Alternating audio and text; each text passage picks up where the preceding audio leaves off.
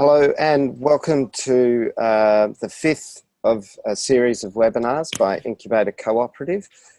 This is halfway through the program, the accelerator program for the Incubator cohort. It's also generally available to the public. Today we're on the first of 2 weeks that will focus on funding for pre-formation cooperatives. We're very lucky today to have the Treasurer of Incubator Co-op, Rohan Clarke, join us to host this webinar, and we've got about an hour. Let's see how quickly we can move through the slides, and then ideally we'll get our teeth sunk into some of the juicy problems and opportunities that exist for the cohort going through the program. So without further ado, I'll hand it over to you, Rohan. Thank you, Wardy. Hello, everyone. How are you? Give you a quick bit of background on me, 30-second overview. So I've got an investment banking background and a technology community engagement background. So in addition to being Treasurer of Incubator Co-op, I'm Principal at Cooperative Bonds, which is a consultancy that helps member-based organisations. I've also started an organisation called GetUp, which is a community action platform that is currently becoming a cooperative. We've got 2 trade unions and a larger education organisation being our founding members of that cooperative. And the final thing I do is I'm chair of the BCCM's Platform Co-op Task Force. So I'm kind of given the role to kind of promote platform co-ops in Australia and kind of connect people and also present at forums and stuff. So that's me. So today, I thought we'd run through some slides on the funding a co-op. So like talk you through the capital structure, what the the securities are, and then try and do that relatively quickly so that we can then turn to kind of your questions, if you like. And I've gone through the responses. Thank you for sending that stuff through. So I've got a sense of what you guys are after, and in a sense, what that can summarise. There's a commonality around member shares, and then a couple of projects looking for kind of larger amounts of funding and kind of interested in other kind of structures, whether it's CCUs or debentures. So that's it. So I'm going to have a go at sharing screens. And so, sorry, sometimes I can kind of assume that people know things that it's kind of differential knowledge gaps sometimes. If there's anything that you want explaining, stop me or save the question till after or what have you, but feel free to stop me and kind of ask a question. So if I press here, I'm going to go here, and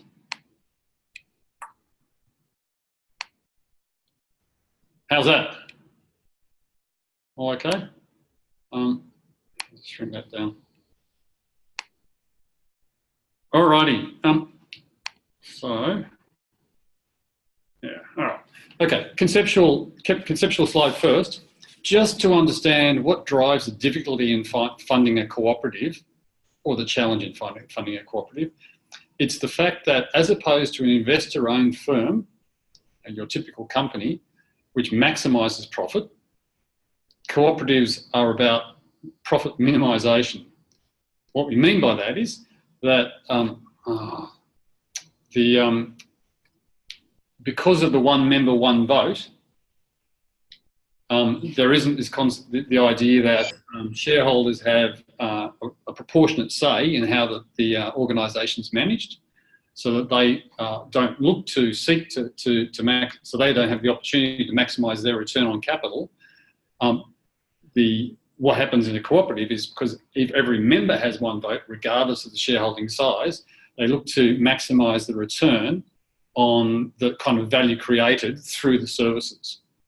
So what's really important in kind of modelling a cooperative is to make sure that we include the all-in cost of the cooperative, and you can think about that as being so you look at things like temporal, so like startup costs, longer-term capital expenditure, capital growth. So you want to include those in your cost modelling.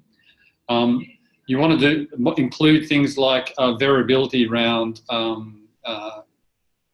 the economic cycle. So, for example, really good example is So CBH, Australia's largest cooperative, the grain handler in WA, they, their model, they're a non-distributing cooperative. Their model is such where they charge their members a fee that generates the all-in cost to allow for the volatility of the commodity cycle. Yeah. So at the beginning of any year, they go, oh, we don't know how the year's going to turn out. We don't know the weather and rainfall patterns. So they charge, in a sense, more upfront to cover the risk with respect to the commodity cycle. At the end of the year, if it's been a good year, they'll rebate back to members fees paid. If it's been a bad year, they've got enough money to pay all the costs. And that allows them to have this longevity that a competitor like Bunge, international conglomerates, like competing with CBH and going to the ACCC, how can these guys charge more than us and their members still deal with them? There's something uncompetitive about this. That's the kind of the way it works. So the idea is, the point I wanted to make was, in modelling your financials, make sure you bring in all your costs, because by nature a cooperative is profit minimising. Okay, concept one. Okay, so I'm going to take you through kind of the capital structure of a cooperative. So we're looking at the funding side of the balance sheet. Yeah. So a company owns assets. That's one side of the balance sheet. How are those assets financed? They're financed through debt and equity. And so this is the way a tax accountant sees the world. They see it as debt and equity. And then if we step in and we go, well, okay, but an investor sees the world a little bit more nuanced. And an investor looks at risk and return. Yep. So at the top of the spectrum, you've got secured debt. Think of your mortgage on your house. That's debt that's secured against your house. Unsecured liabilities, any amounts owing to third parties or to the tax office, for example, they're unsecured. You can have subordinated debt. That's debt that is actually specifically subordinated in its terms of issue to all other liabilities or to part thereof. So it's actually become supportive of the other debt structure, or the other debt in the structure. And then you can flip to the other side of the balance sheet where you've got equity. So this is in a typical company, you've got preferred equity and ordinary equity. So ordinary equity is what you trade on the stock market. Preferred equity means that in the event of something happening, it gets paid out first. Stop it. And it also can do things like pay fixed dividends, fixed rate dividends. So when you think about, if you're familiar with hybrid equities that are issued by banks, tier one equity, that's preferred equity. All right, so there's a risk-reward spectrum from debt all the way through to equity. In a cooperative, the world's a little bit different. So on the one hand, member shares are actually a redeemable liability of the cooperative. So they actually rank just behind other unsecured liabilities. So when you look at a co-op's balance sheet, member shares are actually supposed to be on the debt side of the balance sheet. The only way a cooperative can traditionally raise equity is by retaining earnings. So in any given year, it makes a profit of $10 million. It might pay $1 out in dividends. That $9 million of retained earnings is the equity buffer. And when you look at someone like Rabobank, global behemoth, that's a cooperative. It's AAA rated. It's built up over a very long period of time, massive buffer of retained earnings. Similarly, CBH has a buffer in retained earnings. So that's the concept of how you build equity in a cooperative tradition. In the 90s, the CCU, Cooperative Capital Unit, was introduced as a way to try to solve that nut that cooperatives can't actually raise equity. And so CCUs legislated under the cooperative national legislation, and they are intended to be, they're incredibly loosely defined, but they're intended to actually kind of act as permanent capital. So they can be structured both as equity and as debt under the way that the legislation works. But if you think about it, they're structured to be supportive of member shares and debt. Does that kind of make sense? Have I explained that sufficiently for the moment? We'll come back to their actual terms in a step. So that's the way to think about a cooperative's capital structure and where and how an investor might be able to participate in a cooperative, either through secured debt, unsecured debt, debentures, or member shares or CCUs. Just one point on the risk spectrum to give you a sense of how CCUs might be considered versus debentures. So debt, as we just described, is intended to be lower risk, lower reward if issued by an entity compared to an equity type instrument. So a debenture issued by a cooperative can be, doesn't have to be, but like we're just comparing here, like a debenture can be subordinated. It will have a fixed maturity date and it can pay cumulative interest. That, if you think about it, is lower risk reward than, in this case, a mutual capital instrument, which is, when I did these notes, these slides originally, they're on their way of being announced, but that's the instrument that's just been announced by the Morrison government that mutuals companies limited by share can now issue. Okay, so these mutual capital instruments are analogous to a CCU. So you'll see the likes of Australian Unity, for example, issuing a hybrid that will be classed as tier 1 capital. It'll be perpetual, it'll pay dividends, and it'll be directly analogous to the reset preference shares that a bank would issue. So the hybrid equities that we spoke about earlier, the preferred equity that the banks can issue currently, this mutual capital instrument will be the same as that. It'll be an equity type instrument, and exactly the same way a CCU is performs that same function. I'm not sure I've done that justice, but we'll keep going. So, Rohan, yep. A question here is, when would, and you don't have to answer it now, put it maybe towards the end, but when would a co-op be able to access a mutual capital instrument versus when would it be required to use the cooperative capital unit? Like, what's the size or what's the parameter that says they can use CUs versus they can use these new instruments? Yeah, to be clear, okay, so what I was trying to do here was demonstrate the difference between this permanent capital and a debt instrument. A mutual capital instrument is issued by a mutual. It's issued by, what it is, if you're a company limited by guarantee, you currently can't issue tier 1 capital. You can't issue equity type instruments. So that new legislation is for mutuals specifically, and specifically for companies limited by guarantee. Cooperatives aren't clearly companies limited by guarantee. They're a company structure, they're a cooperative. A cooperative issues a cooperative capital unit, which is, for all intents and purposes, performs the same function as the mutual capital instrument. So they're actually separate instruments, but when you look at the structure of them, you'll see that they'll be analogous in the sense of they'll have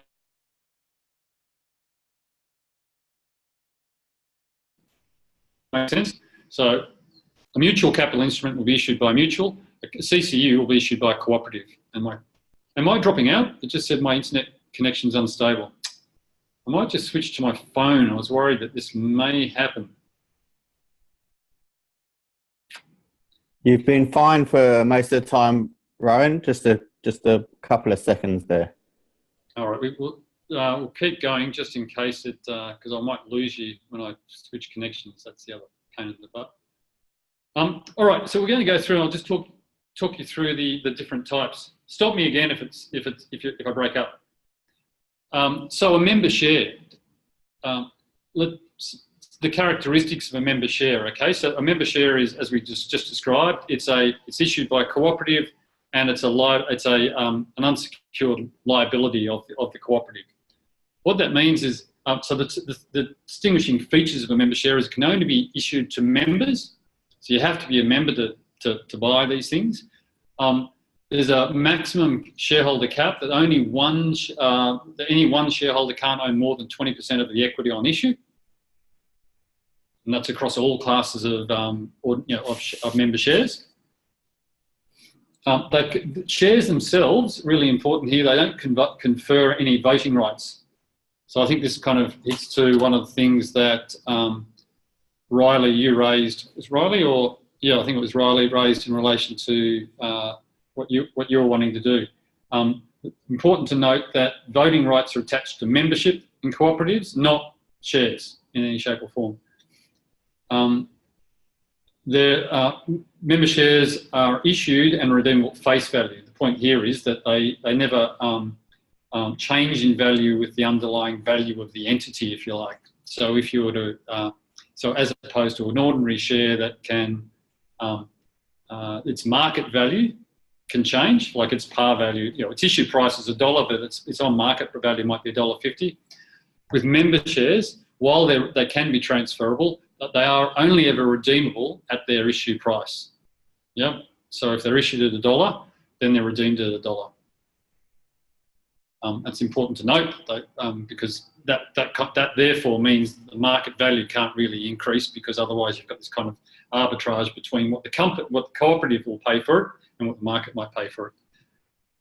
They can be partly paid in the sense that you can have a dollar member share, but it's issued, initially people pay 20 cents. And initially people pay 20 cents, and the other 80 cents can be, owing as a, on call, or could be, payable under certain conditions. And that remaining balance is a liability of the investor. So if the cooperative was wound up, for example, the receiver of the cooperative could actually go after the 80 cents from members, because it's actually, they owe the cooperative the 80 cents. So it's kind of important to realise, but they can be partly paid. They can have different classes. So you can have member shares like Class A, Class B, Class C. So an example of this was Batlow Apples, for example, it was a cooperative at the time, and it wanted to get a new cooler facility in a certain region. And so what they did was they created a separate class of shares, and those growers in the area that wanted to use that cooler facility, or anyone, but like those growers who wanted to use that facility in the local area, were motivated to actually buy those shares, because they got then some sort of patronage benefits when they used the facility. So they got cheaper prices or what have you. So that's an example of having a different class of share for specific purposes, and we've structured something like that for Ori Co-op. So if you're interested in that, you should have a look at. It might not be publicly available yet, but we can probably get a copy of the offer document drafted up there. Redemption can be deferred for up to 10 years. What that means is, subject to the rules, your rules. You can, if it's not in the financial interest of the cooperative to pay for the shares. So I guess the point being is, if someone's no longer an active member, you have to redeem their shares. Yeah, and if you're redeeming their shares, you need to pay them the cash. The point we're making here is that if your rules allow it, you can defer redemption for up to 10 years. So you don't need to actually pay that cash out front. At that point in time. So, for example, if it was financially in the cooperatives, it was going to cause a financial strain to the cooperative to pay out that redemption, they could invoke this term and say, we're going to actually roll you into this instrument, or hold your money in this liability in escrow for a period of up to 10 years. Does that make sense? And so that way it kind of protects the cooperative against kind of having cash squeezes, if you like. They can be transferable subject to board approval. So ownership of a member share, in fact any of these instruments, is typically recognised by inscription of the holder's name in the share register. And so what it means is that, like, transferable subject to board approval means that the board has to approve the writing of that person's name in the register, and at that point in time they own the shares.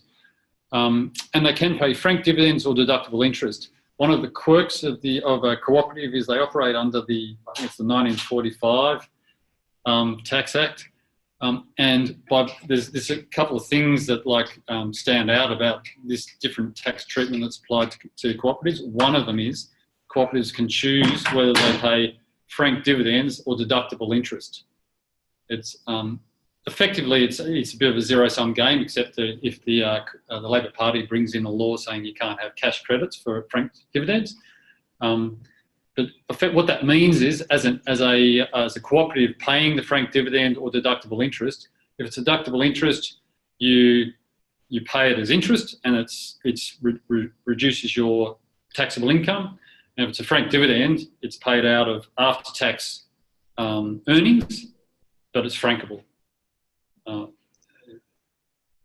could keep on explaining what franking is if people are interested, but that's that concept. So that's member shares.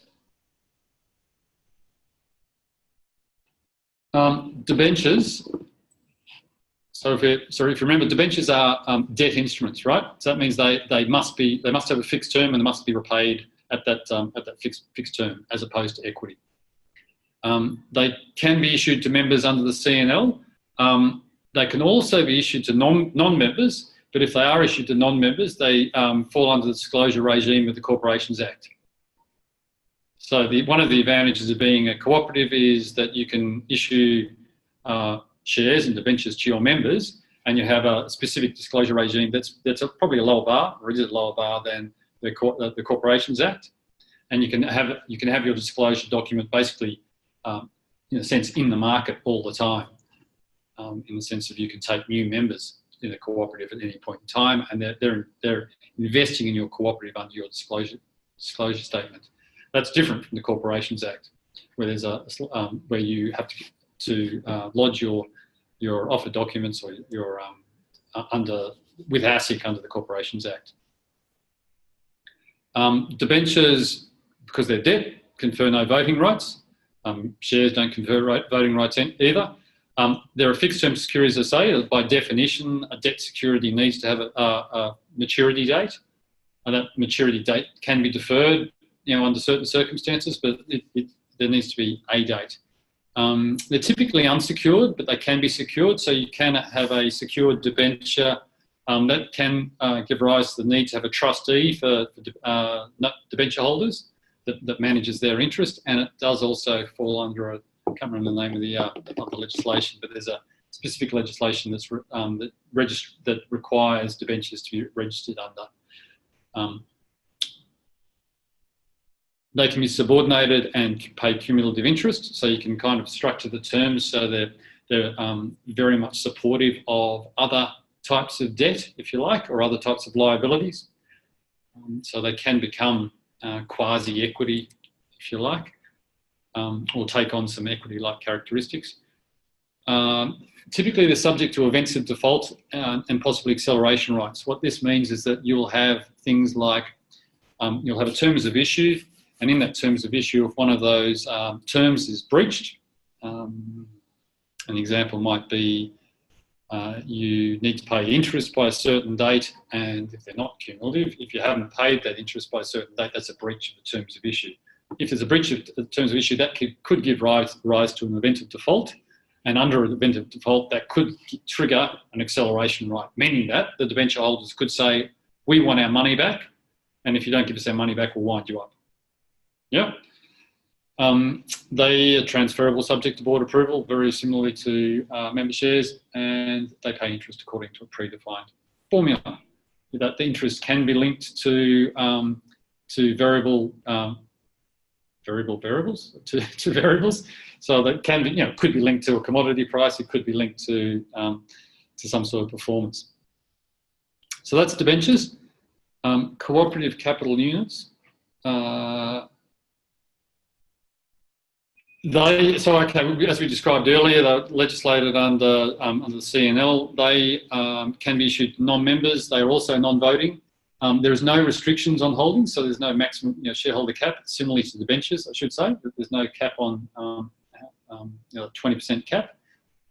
They can be equity-like in the sense of there's no constraints on the types of returns you can pay, and they can pay dividends or interest, as we discussed earlier, under this Corporations Act the Cooperatives Act, under the terms of the Tax Act that the cooperatives operate under, so they can pay both dividends or interest. They can be perpetual or fixed term in the sense that, so the idea behind them was to be permanent equity. And so we did try and structure something for OriCo-op along these lines, where it said that there was no redemption right. So if people wanted to exit, the only way they could exit was by effectively selling these things to someone else. I'm not sure I've got another slide. What I was going to do was to describe, so these slides have been pulled from another presentation I did some time back.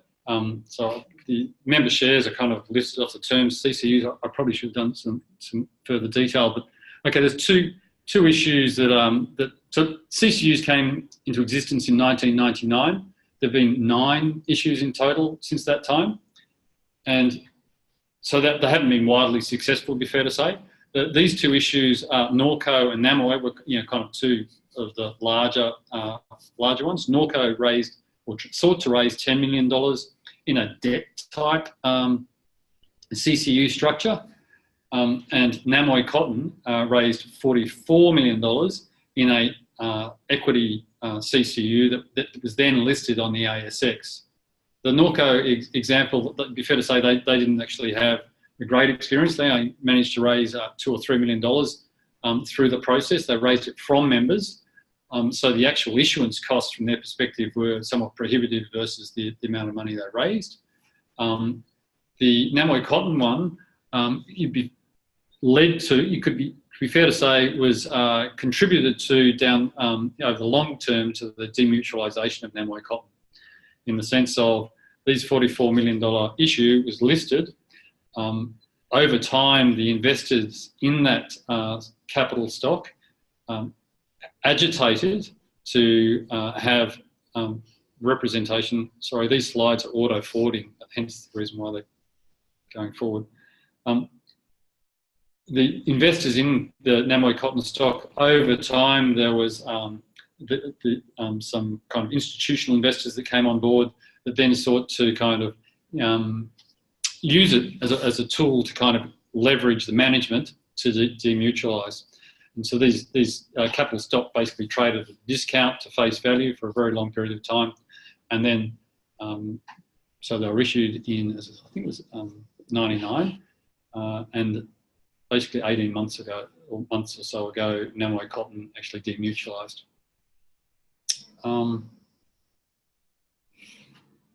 One quick conversation on where investors are for potential cooperative instruments.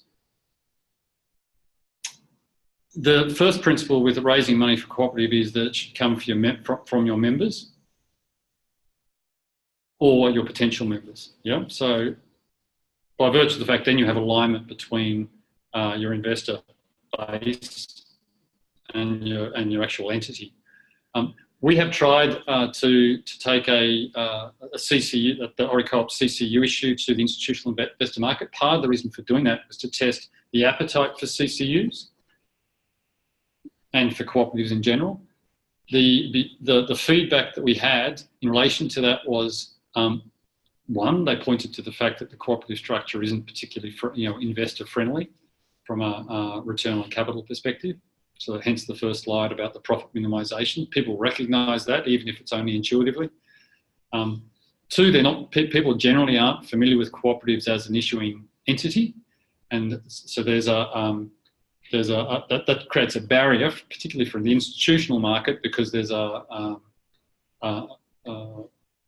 for any investment, there's kind of a learning curve. There's kind of steeper learning curve for them in relation to cooperatives, because they not only need to understand the underlying business, they have to understand, well, how does a cooperative work with respect to the underlying business? The third thing is that we kind of identified was that size of issue is a problem, in the sense that the institutional market often finds it easier for larger issues by virtue of the fact that, like, if you're an institution, particularly a large super fund, an issue size has to be of a certain magnitude in order to have some sort of material effect on their performance. And so therefore, if something's not going to have an effect on their performance, the cost of actually analysing it is prohibitive relative to the return they're going to get on the investment. So for these reasons, oh, you bastard, sorry. For these reasons, it is it's kind of unlikely that that the cooperatives are going to be issuing. There's going to be many cooperatives issuing to the institutional market. So you may see the likes of, for example, Australian Unity, CBH could do it, issuing to the institutional market. Australian Unity in particular would be trotting a well-trodden, following a well-trodden path. If it were to issue a tier 1 hybrid equity instrument, because there's been so many issued by banks, that particular market would go, oh, great, this is something similar to what we've already invested in, and we're going to get this premium. Because like Australian, there's no doubt that it'll be more expensive than other issuers by virtue of its kind of novel nature. So it's the likes of the very large end of town may well be able to raise money from the institutional and managed capital market. From your perspective, the market is more likely, you're being in general for the smaller end of or startup end of the cooperative space. It's really about developing your potential member base, and broader than that, your potential community interested in what you're trying to do. So it's very much like that crowdfunding concept. Great, I mean, as someone's pointed out, cooperatives were considered to be the original crowdfunding entity. The impact investment market, we saw quite a number of impact investors or social capital investors through that ORICOP process. It was 18 months ago now, so like maybe they've come a bit further along the path. But at that point in time, they struggled with the concept as well. They struggled with based on the points, less about the size, more about what is it, what is this thing we're investing in. We did go back and test the idea as to whether it was actually the fundamental underlying investment or whether it was actually the CCU cooperative structure. So we went back with a property trust style investment. It's investing in agricultural land. And the response to that was markedly different. There was appetite for that, which points to the fact that this is a difficult concept. Doesn't mean to say it's impossible. It just, in my experience, it just takes time to bring investors from a point of zero knowledge to, oh, right, this sounds like a good idea. And quite possibly they've moved further along the path over that period of time. So we have reached the end of the slides. I hope I made some sense. Would you like to ask questions? That was stunning. Thank you, Rohan, and very comprehensive. I think you might be inundated with questions. So what we might do is a first come, first serve basis. But I think I might have to limit it to sort of 2 questions or 2 asks per project. If you start monopolising the time for everybody else, that might not be fair. So if anybody would like to have a chat with Rohan first, please go for it.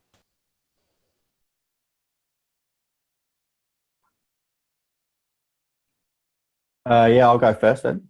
Hey, Rohan, it's Sam here. So I wrote a few questions down as you were talking. So when are these instruments generally set up? Because we're, like most of the people on the call, I guess, are pre-formation co-ops. And is now the time or just before we become a co-op? And who decides on how the instruments are set up? Is it like the board of the co-op, or do members take a vote on it? Good question. All righty. So one of the themes I saw in the responses was that, given the stage where everyone's at, it's not surprising that like it's startup capital that people are essentially looking for, and for the majority it was kind of order of magnitude $10,000 for argument's sake, startup capital to fund some costs. If we kind of zero in on that in answer to your question, is it like if you're starting out and you're going, well, okay, so this is our capital requirement. How do we go about doing it? Do we need members to kind of vote on vote on a structure, or can we kind of come up with a structure and then put it to them? Ultimately, if you're coming in with startup capital, you're going to be raising money from your prospective members. Maybe a broader community, in the sense that if you've got kind of two options. You either bring people in as members, and so they actually buy member shares and pay a subscription, or you could do some sort of crowdfunding that's in anticipation of the becoming of a co-op and then ultimately becoming members, which is kind of similar to what we did as Incubator Co-op already. So in a sense, for that order of magnitude of capital raising, they're kind of the two things you're going to look at. In terms of who does the work, it's going to be the organisers, clearly. So you would be sitting down going, right, okay, what do we need to be able to bring these people, with us? And really, you're in the best position to kind of answer that question. But like, right, so what you need to be able to kind of go out to gather these folk and go, right, this is one of the reasons I asked about value proposition was to see where you guys are at with kind of stating it. Like, when someone's right on it, when they can kind of say, this is what we do in 5 words or less kind of concept. Because if someone's at that point, they've got a really, really clear message. And if you get to that point of clarity, then be able to go out to your community, you're in a good place, basically. So that would be, so in terms of structuring this, if you're structuring a member share, you'd be driven by you guys trying to make decisions around what we think would be appropriate given the underlying kind of business that we're creating. But ultimately it's useful to have a broader group, so you can kind of bounce off those guys to go, right, so this is what we think our active membership requirements might be. And I think we did something similar as well with Incubator Co-op already. Does that go anywhere near answering your question? What else? How else would you like to kind of explore the $10,000 question? Yeah, I guess maybe as a platform co-op, Loconomics might be a little bit different, because you talk a lot about getting funding from the local community, but a platform co-op potentially can be used by any community. So maybe there's a sort of way of scaling from funding from one local community and another local community for them then to get the benefits of whatever platform co-op gets created when it gets created. I don't know. Yeah, we've come across that kind of issue as well. Like, there is true benefits in building local kind of deep relationships. They're going to be the strongest ones. So regardless of whether you're a platform co-op, if you've got a reason for people to coalesce around a common cause, whether it's regional or something specific kind of vocational wise, then that kind of point of focus gives people, the organisers around that. So the idea of distributed organising, where you've got someone who's representing you for, representing their local people to you in the platform co-op concept. That's a really strong kind of structure, as opposed to kind of just having this, conceptually a masthead that's sending a message kind of everywhere. So we came across this exact concept with, Ori Co-op's got a case in point, where they found themselves trying to work out what this message was. They were trying to distill their message down, and they were getting caught between this general concept of we're trying to hold land, and regenerate land, to having a very broad community good. And they were caught between that and going, well, what is it we're trying to do? We're trying to buy this farm in this region. Really, we need to zero in and get the local support for that, because they're the ones that are most motivated to kind of to come with that. So I think Red Rock actually asked a question around that as well. So how do you go about protecting the local element while expanding your ability to raise money from a broader audience? That's kind of a similar kind of concept as it's this distinction between the broad and the narrow. And to me, that's less a structuring of the instrument, more a structuring restructuring of the way you go about, engaging your potential investor base. I'm not sure I made any sense then. No, it's good. Yeah, I guess you articulated it better than I did. So, but that's good that we're both kind of on the same page. Yeah. One of the things that I find interesting is I've got questions. Yep. Well, I'll wait till you finish. Yeah, one of the things I find interesting is that the concept of raising capital doesn't change. So raising capital in working for an investment bank is really no different to raising capital in a crowdfund sense. Is really no different to raising money from your cooperative members. The process is roughly you structure up your idea in a way that's clear and concise. You take that to an investor group that you or potential investor group that you have some relationship with currently, to get a sounding of whether your structure is something that there's of attraction to them. If you get positive feedback, you know that the structure is broadly accurate, so you can kind of press further afield. But the cornerstone went to a presentation from Possible the other day, where they reinforced to all these people in the room that 95% of your capital raising will come from your network, your direct network, or the loose connections of your network. There isn't this concept of pitching an idea out there and just getting people kind of investing in it. It's a really, really hard one. Some people, the probability of success under that model is low. It's not impossible, but it's low. Whereas the probability of success where you build from your network and you present an idea to that network is much, much stronger. And that's what I'm trying to say there is it's exactly the same if you're raising money for an IPO as if you're doing a successful crowdfunding, as if you're doing your cooperative funding. Sorry, Riley. So can you tell me exactly how the CCUs work internationally? Are there restrictions on trade? Is it only institutional investors, sophisticated investors? Do we have in taking a stake in cooperatives? So you can have a limitation, you can have constraints in your rules, but if there are no constraints in your rules, there's nothing to say that that international investors can't invest in your cooperative. So there's not other than if there's something that all applies to all companies. So I don't know whether the the federal government's kind of laws with respect to foreign ownership, you trigger those at some point in time in any event.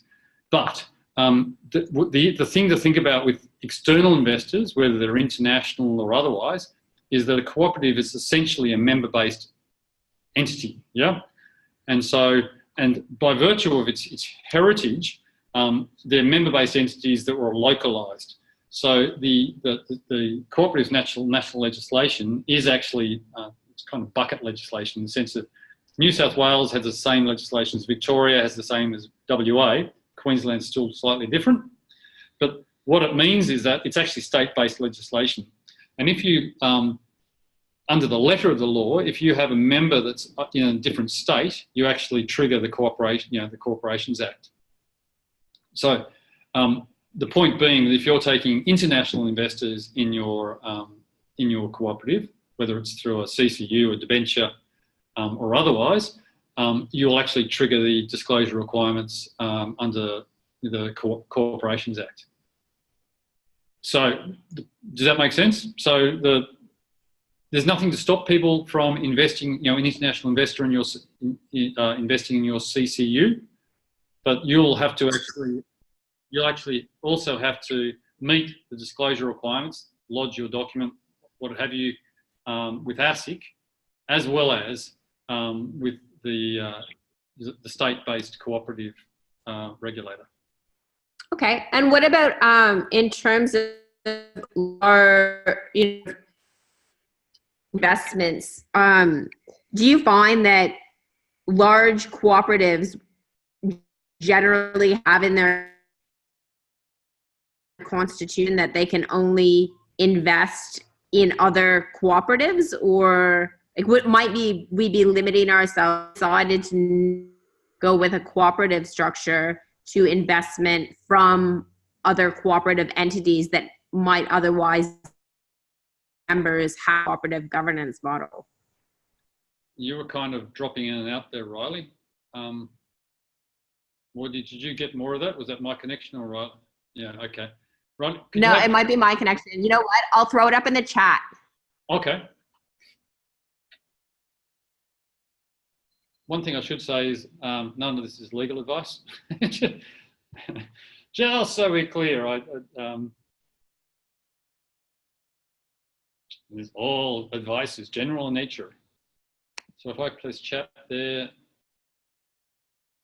oh, sorry, I should have actually opened chat earlier. Question from Moira. Are shares considered member equity? Are shares considered member equity? Should we start at the bottom with Riley's and then work up? Might we be limiting our ability to raise funds from other co-ops if we are not a co-op ourselves? Possibly. There may be things that people have in their rules about who they invest in. More likely that there is that which I think might be the 8th principle, that cooperation amongst cooperatives. So there is a principle that kind of works positively in your favour if you're a cooperative. There isn't currently in Australia a great cooperatives helping cooperatives financially. So that's one of the things that certainly Incubator Co-op and more generally the sector would love to see, to create mechanisms whereby that can happen. So in answer to your question, might we be limiting? Yes. Is it material at the moment? Probably not. Who were the impacting?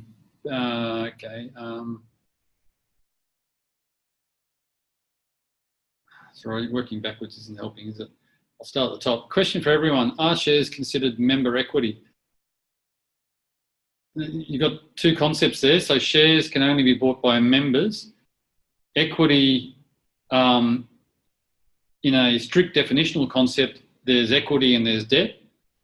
There's the two sides of the balance sheet, debt or the liability side of the balance sheet. So you've got equity underneath, liabilities on the top. In a strict legal sense, shares are liabilities. So they're not equity. They're not. So if a bank, this is where I started from when I was a little 20-year-old, kind of analysing a cooperative, it's going, we can't lend money to this thing. It has no equity. So they're not considered equity. They are members. They are member shares. How can they be redeemed? How can the redeemable value accommodate the impacts of inflation?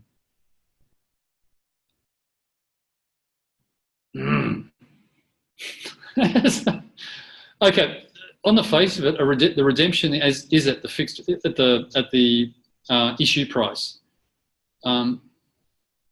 I see where you're trying to get to there, Elle, because you're asking about how we can kind of have our member shares when someone leaves a property. How can we have our member shares kind of reflect the impact on inflation on the amount they invested? I think fundamentally I was talking to Tobias just before this call. I would recommend having a look at the aged care model with respect to what you're proposing there. I'm not sure member shares are going to actually meet what you're trying to do in this circumstance. So I think that's a longer conversation. Just on that, Ron, would there be potential in a interestingly structured CCU to manage that? Yes. Yes. CCUs can be they can pay dividends, they can pay interest, and they can pay interest that's inflation indexed, for example. In relation to your model, you have to be really careful about introducing something that doesn't reflect your underlying cash flows. So as long as you're selling or not selling, whatever the concept is, as long as the new investor, the new owner of the property is paying that higher inflation index price, I don't suppose there's any problem whatsoever. Yes, so yes, you can through a CCU. Am I right that member shares exist in perpetuity? Well, they do, subject to them being redeemable. There's no maturity date. Can debentures be issued to non-members? Yes, they can, but if they are, then they trigger the disclosure requirements under the Corporations Act. That's for L. Rachel, it's on the slide, L. Yes, but, oh, okay, sorry. Funny. Anything else? How large is large? When I was talking about that, that might relate to the institutional end of the market. Certainly large definitively includes the industry funds. So if you're thinking that like this is a really, really good idea that the industry funds would support from an ethical perspective, they might well support it from an ethical perspective, but they'll go, look, we just can't invest less than $10 million. Otherwise, it's just not worth our while. Some of the smaller superannuation funds can possibly invest as small as what used to be $1 million. So someone like Lucrative, who's the superannuation fund for the National Union of Workers, it might be $2 million now. For the investors like Bright Lights, which is the Catholic super kind of advisory outfit for impact investing, they can probably invest smaller amounts, so anywhere from $500,000 up. For the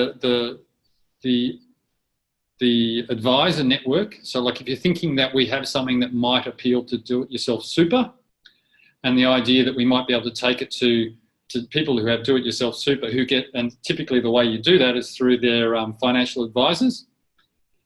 That process is it's not without its own challenges. It's good in concept, but it's not without its own challenges in the sense of typically these financial advisors belong to groups, and those groups typically have approved investments. So if you're going to be one of their approved investments, you need to get on their approved investment list, and that often requires your investment to be signed off by an independent research body.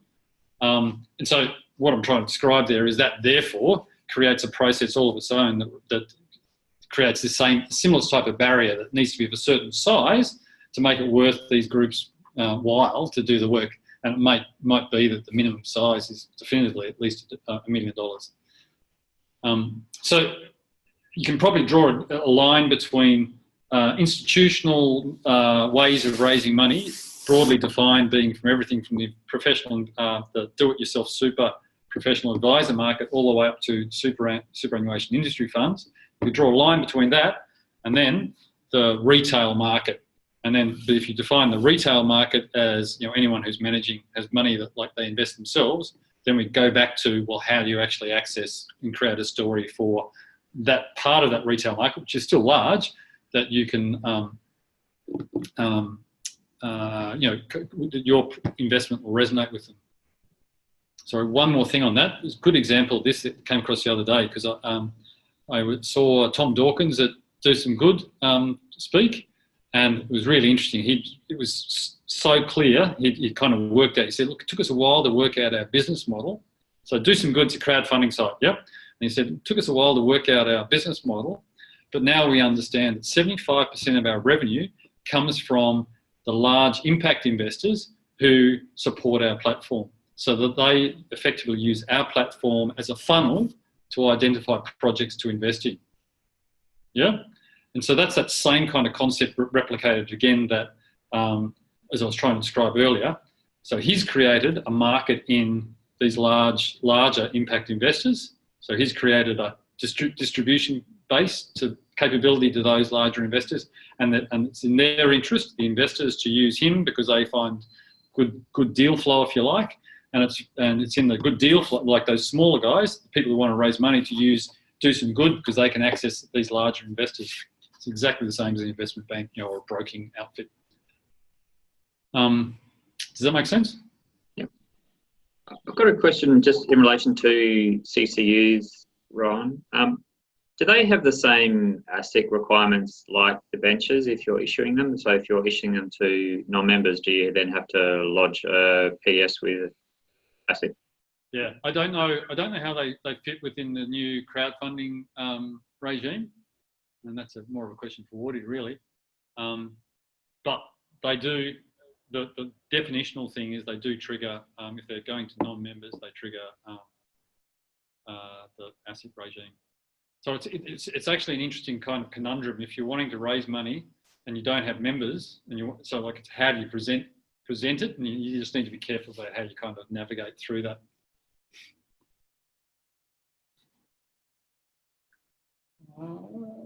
We've got about 5 minutes, Rohan. I'd like you to have a chat to Emma's question there, which is, are there investors you can suggest?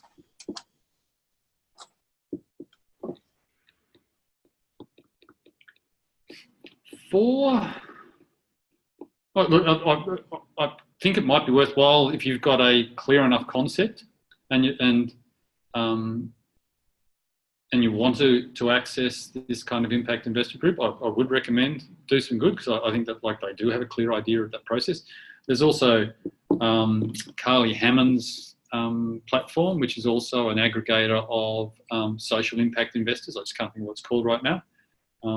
But I can put that up. So they're two kind of aggregators of impact investors that might be, I think you really want to be really clear on your concept before you take it to that kind of audience, because you pretty quickly burn people out. So you kind of don't have many bites of the cherry, if you like, because if you go once and then you go again and then go again, and they go, no, you've done your dough.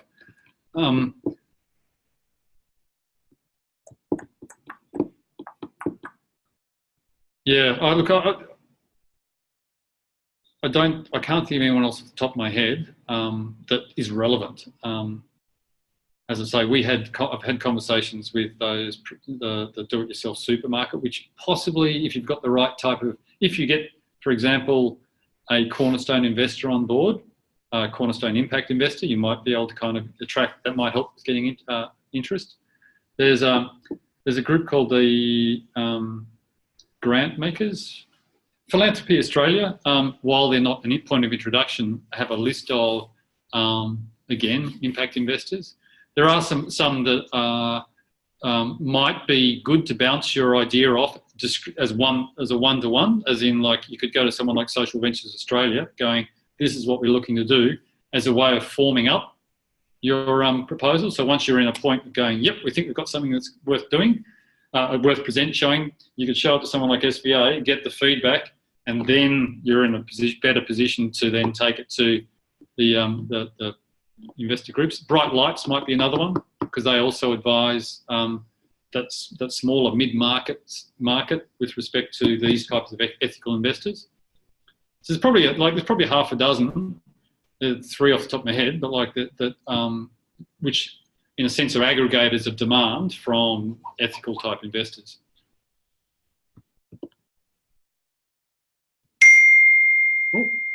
And sorry, I don't think that was me, but it might have been. And Amy's got a question there, Rohan, about government investment as an impact investment bond or CCU.